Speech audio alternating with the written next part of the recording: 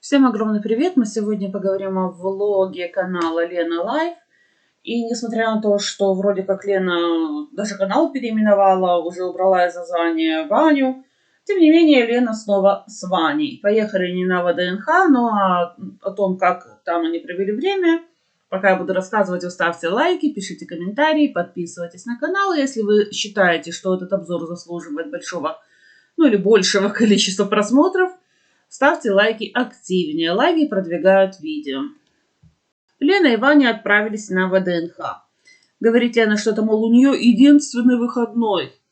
Думаю, нормально так.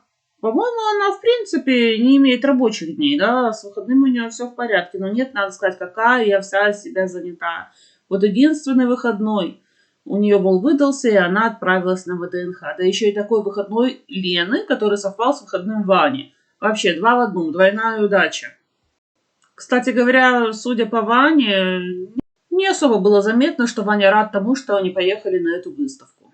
И вот вы знаете, меня поразило то, что Лена признала то, что вот она неправильно где-то что-то говорит, да, я знаю, вот вы понимаете, просто я так много говорю, и поэтому, возможно, мол, я заговариваюсь, от того неправильно что-то выговариваю, какие-то названия городов или другие какие-то географические названия. Что случилось с Леной?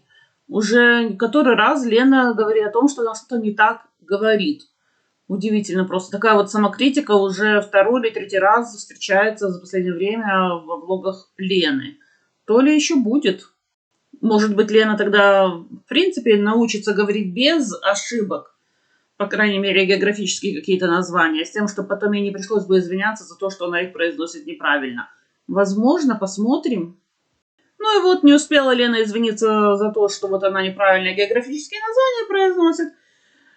Лена стала вдруг почему-то называть металлоискатели мелодоискателями на входе. Говорит, стоят мелодоискатели. Но это, опять же, было в начале ее влога. Но ближе к середине и к концу влога Лена уже правильно говорила о том, что вот металлоискатели здесь, металлоискатели там, ну и так далее. В целях и безопасности. То есть уже нормально она это проговорила. То есть, в принципе, она это может проговорить, это слово, да, металлоискатель. Почему ей сразу не сказать правильно? Вот, конечно, это загадка очередная. Сравнивает Лена ВДНХ с выставкой в Дубае. И говорит, вот, конечно, здорово, классно, но в Дубае, конечно, все это было не бесплатно, да. Ну, а здесь в ВДНХ все бесплатно, все здорово, да, и масштаб выставки, конечно, посерьезнее, чем в Дубае. В общем, Лена довольна. ВДНХ теперь должна быть перед Леной в огромном долгу. Лена оценила по достоинству ВДНХ. Зашли они в какой-то павильон технических достижений, и Лена читает на стенде «Первый полет». Написано «пассажирского самолета». Но Лена читает в своем стиле. Говорит «Первый полет пассажира самолета». Вот так. Да, уж Лена даже прочитать не может правильно. А я хочу, чтобы Лена что-то говорила от себя, что-то правильно, да. А вообще интересно, когда Лена читала книгу, вот последнюю книгу, будем так говорить, да, когда она ее прочитала? Что-то она обсуждала с папой, какой-то то ли роман, то ли детектив, что-то вроде того, что серьезное такое, сейчас уже не вспомню. По-моему, все-таки детектив какой-то, Агата Кристи. Вот, и я так понимаю, что все-таки Лена не читала его, а то ли слушала, то ли это была аудиокнига, то ли краткий пересказ где-то вот она нашла и тоже прослушала. Ни в коем случае не читала, потому как, если бы она читала бы, то она бы правильно прочитала бы пассажирский самолет, а не пассажира самолет, ну и так далее. В общем, Лена, я так думаю, в последний раз книгу читала в школе. Правда, не знаю, в каком классе. В классе 5-6, наверное. А дальше уже и не читала особо. По крайней мере, я думаю именно так. А как считаете вы, напишите в комментариях. Какой-то павильон очередной и огромная очередь в этот павильон. И Лена заявляет, это очередь на понюхать. Что там за павильон был, так я и не поняла. В общем, все хотели понюхать что-то. В общем, да, Лена снова стала изъясняться как-то не совсем нормально. Зашли в очередной павильон и нашли стенд, где можно при помощи воображариума свою картинку сгенерировать. И Лена генерирует. Говорит, значит, такие водные: Дубай, залив, пальмы, шампанское, вечер, салют. И, конечно, ей воображариум выдал картинку. Красивую, замечательную картинку. И Лена говорит, вот моя мечта. Вот, говорит, сидеть в отеле, смотреть на залив, пить шампанское под звуки салюта.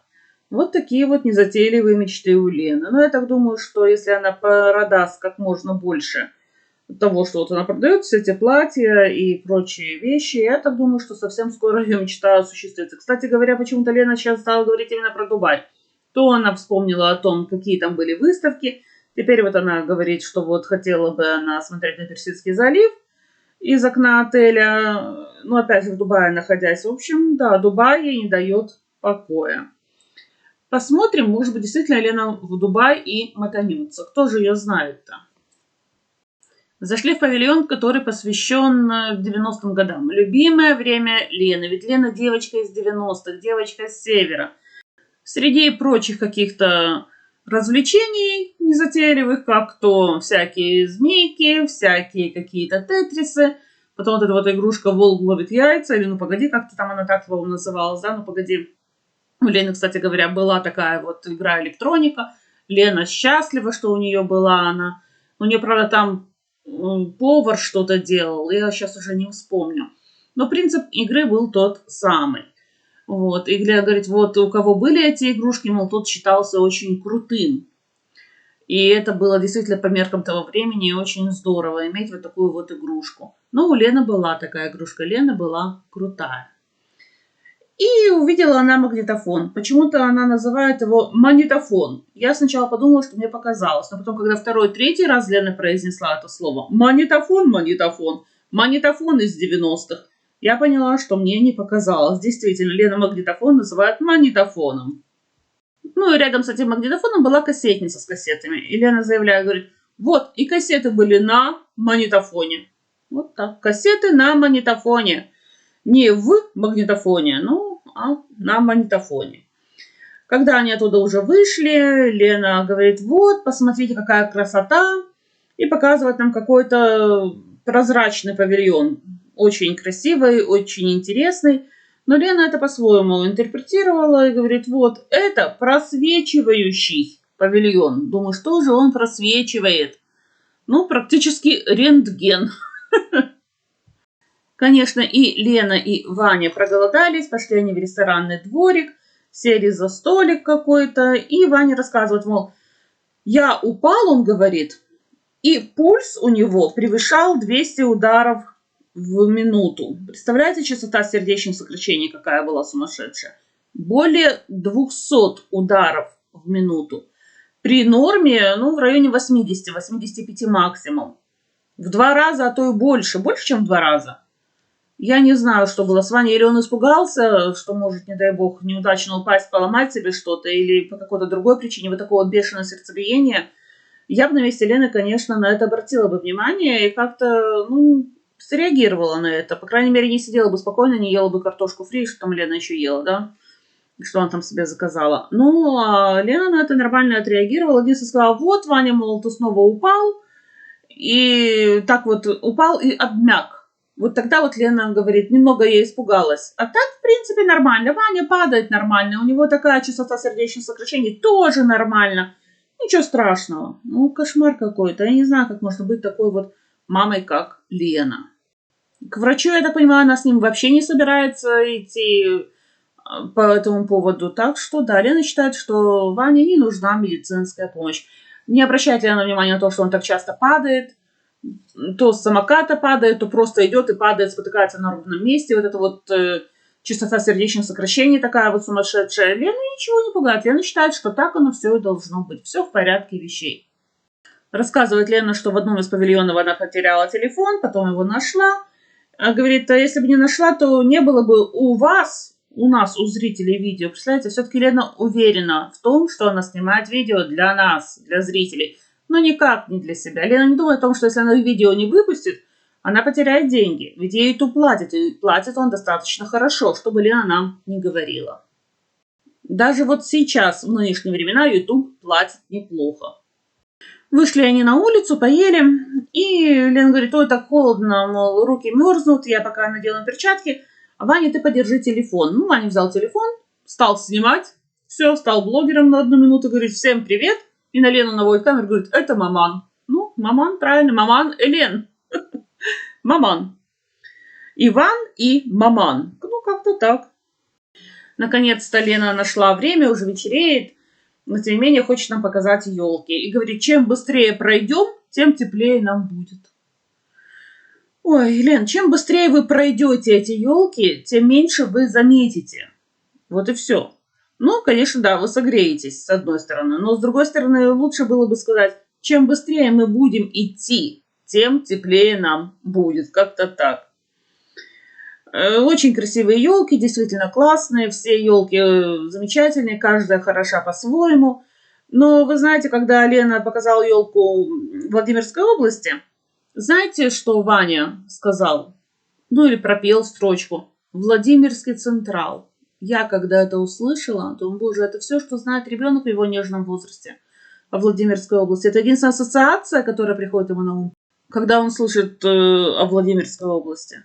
Да уж, Лена, надо обратить внимание на то, чем увлекается ребенок, что он слушает, какие песни слушает, с кем он общается, то есть даже виртуальные какие-то друзья. Ну и на здоровье, как я уже говорила, тоже надо обратить внимание. То есть на ребенка надо обратить внимание. Он всего один у тебя. Ну неужели так трудно заняться ребенком? Хотя бы немного. Но Лене до Вани дела нет. Зато есть дело до этой самой елки. Она говорит, number one. Елка, ну, о, Лена, да ты лингвист похлеще Оксаны, я смотрю. Молодец, number one. Ну, номер 1 елка для Лены. Елка Владимирской области. И почему-то Лена не подумала о том, что ткани из стекловолокна – это то, что славит эту область. Что в этой области налажено производство стеклянных сосудов каких-то. Выпускают матрасы, льняные ткани, линолеум. Но в конце концов, вспомнил бы Ваня сразу не Владимирский Централ, а Владимирского тяжеловоза, лошади, породу лошадей, Владимирский тяжеловоз. Нет, ему почему-то Централ приходит на ум сразу. Ну, у меня, конечно, слова закончились. И Лена тоже ему замечания не сделала и не спросила, где ты вообще это услышал, и почему именно это тебе пришло на ум, когда вот ты услышал в Владимирской области. Ну, поездки по Москве и области московской, Лена говорит, плохо смотрит, поэтому поездок не будет. Вот, думаю, нормально. А твои все влоги, где ты пытаешься продать свои какие-то платья и прочую одежду, хорошо смотрят люди? Ну, не знаю, по-моему, тоже не особо хорошо смотрят. И поэтому лучше было бы все-таки показать поездки по Москве и по области. Все интереснее, чем смотреть на однообразные какие-то примерки, какие-то ужимки и прыжки перед камерой. Ну, все одно и то же, ну вот по сути, да. Ой, купите у нас и только у нас. Ну, не знаю, куда это годится. Ну и все, в принципе, на этом влог закончился. Едут они домой на электричке и будут нас радовать новыми влогами. Я так понимаю, что уже действительно следующий влог будет с примеркой. То есть смотреть снова будет, ну, по большому счету, нечего. Вот таким получился у меня обзор влога канала Лена Лайф. Если он вам понравился, ставьте лайки. Да-да, активнее ставьте лайки. Лайки продвигают канал. А также пишите комментарии и подписывайтесь. Всем спасибо за просмотр. Всем пока.